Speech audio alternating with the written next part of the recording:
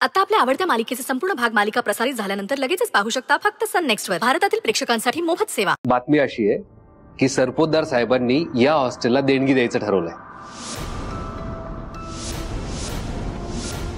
आणि रक्कम छोटी मोठी नाहीये, तब्बल 5 लाखांची रक्कम आहे। अरे वा, ही खरंच आनंदाची बातमी आहे की। हो। मॅडम, काय झालं? तुम्हाला आनंद नाही झाला? नाही, म्हणजे मी ही देणगी नाही घेऊ शकत। नाही घेऊ शकत म्हणजे?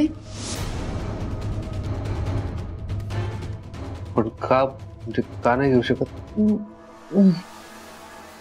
नाही घेऊ शकत। मला माहितीये तू त्यांचा खास माणूस आहेस, तू त्यांच्या सोबत असतो, पण मी हे पैसे नाही घेऊ शकत म्हणे। आपण का मॅडम? हे हॉस्टेल आहे, मला या हॉस्टेलचा कुठल्याही पक्षाचा राजकीय आखाडा नाही करायचा। घर आहे आमचं हे।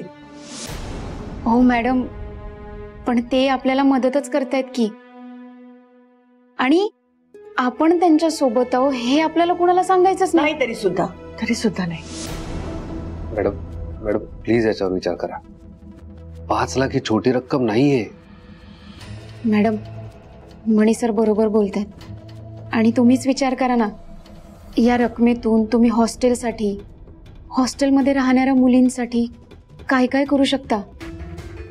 या हॉस्टेलला तुम्ही कुठल्या अवस्थेत सांभाळलाय ना, मी बघितलंय तुम्हाला। एकतर आपल्या हॉस्टेलची फीस कमी आहे, वॉचमॅन दादांचा पगार तुम्ही 2 महिन्यांपासून दिलेला नाहीये,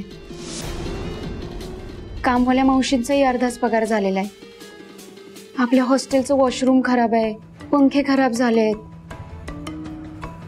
प्लंबिंगचंही काम बाकी आहे। मॅडम, मी तुम्हाला फक्त छोटीशी रिक्वेस्ट करते, तुम्ही खरंच एकदा शांतपणे विचार करा। मॅडम प्लीज नकार देऊ नका याला, प्लीज।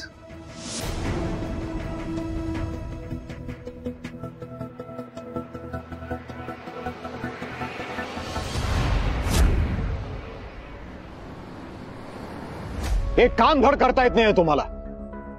अशानं लोक तुम्हाला मतं देतील का?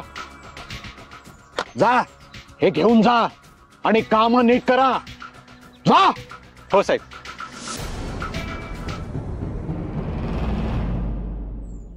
साहेब, तुम्ही सांगितल्याप्रमाणे वॉर्डन मॅडमशी मी बोललोय, त्याही कमिटीशी बोलले आणि त्यांनी परवानगी दिली।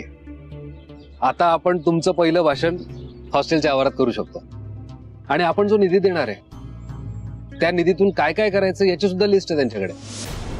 सो आपला निधी चांगल्या कामासाठीच वापरला जाणार याची खात्री बाळगा। वा म्हणे, छान काम केलंस।